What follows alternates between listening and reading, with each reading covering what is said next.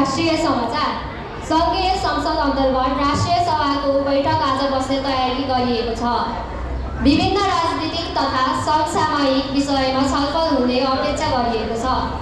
नेपाल सरकार आर्थिक विकास, रोजगारी सिर्जना र पूर्वाधार निर्माणका कार्यक्रमलाई प्रभावकारी रूपमा अगाडि बढाउने तयारीमा रहेको जनाएको छ।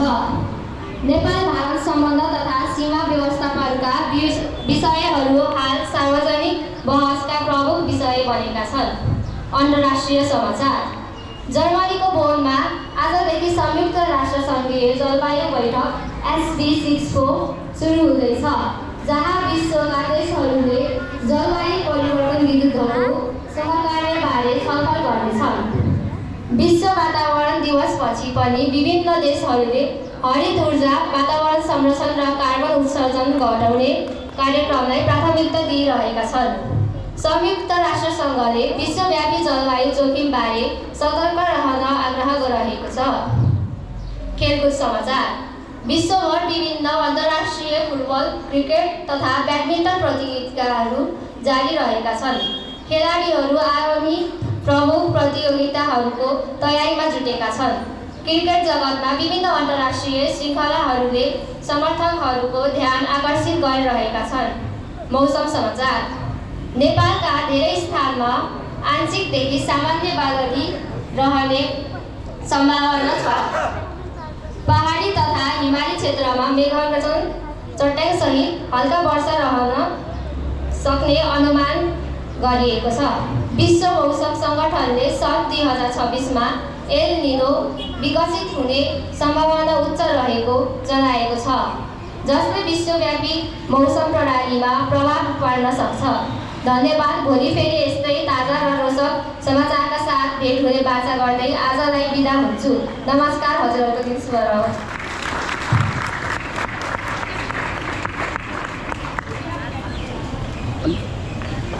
यहाँ उभिएर अलि अगाडि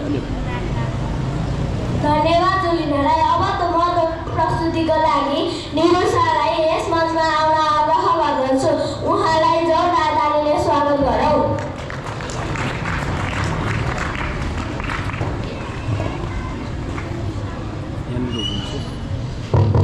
साँचो साथीले गल्तीमा सूचित गराउँछ र सही बाटोमा डोर्याउँछ।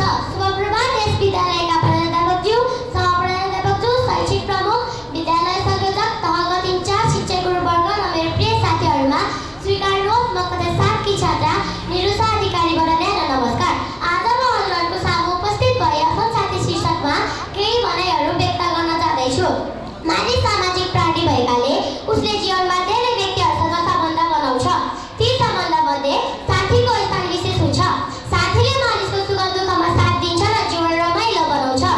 साँचो साथी भनेको कठिन समयमा पनि साथ नछोड्ने व्यक्ति हो। असल साथीले गलत कामबाट टाढा राखेर राम्रो काममा हिँड्न प्रेरणा दिन्छ। त्यसैले असल साथीलाई जीवनको अमूल्य सम्पत्ति मानिन्छ। असल साथी इमानदार, सहयोगी, दयालु र अनुशासित हुन्छ। उसले आफ्नो साथीको भलो मात्र चाहन्छ। पढाइमा समस्या पर्दा सहयोग गर्ने, दुःख पर्दा हौसला दिने र गल्ती गर्दा सम्झाइ बुझाइ गर्ने व्यक्ति नै असल साथी हो। ऊ साथीको सफलतामा पनि खुसी हुन्छ र असफलतामा पनि साथ दिन्छ। विद्यार्थी जीवनमा साथीको प्रभाव धेरै पर्ने भएकाले राम्रो साथीको सङ्गतले राम्रो बानी, अनुशासन र मेहनत गर्ने बानीको विकास हुन्छ। त्यसैले असल साथीलाई जीवनको अमूल्य सम्पत्ति मानिन्छ। यसरी असल साथी जीवनको साँचो मार्गदर्शक हो। असल साथी भयो जीवनको कठिनाइहरू पनि सजिलै पार गर्न सकिन्छ। उसले मानिसलाई राम्रो चरित्र निर्माण गर्न मद्दत गर्छ र उज्जवल भविष्यतर्फ डोर्याउँछ। असल साथीले समयको मूल्य बुझ्न र उज्जवल भविष्यतर्फ डोर्याउँछ। धन्यवाद।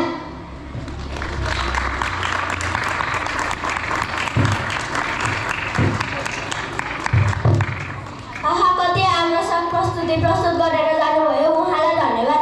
अब आजको अन्तिम प्रस्तुति रहेको छ नृत्य प्रस्तुति। अब म यहाँ नृत्य प्रस्तुतिको लागि कृष्ण र रेजिनालाई मञ्चमा आउन आग्रह गर्दछु। उहाँहरूलाई पनि जोरदार तालीले स्वागत गरौँ।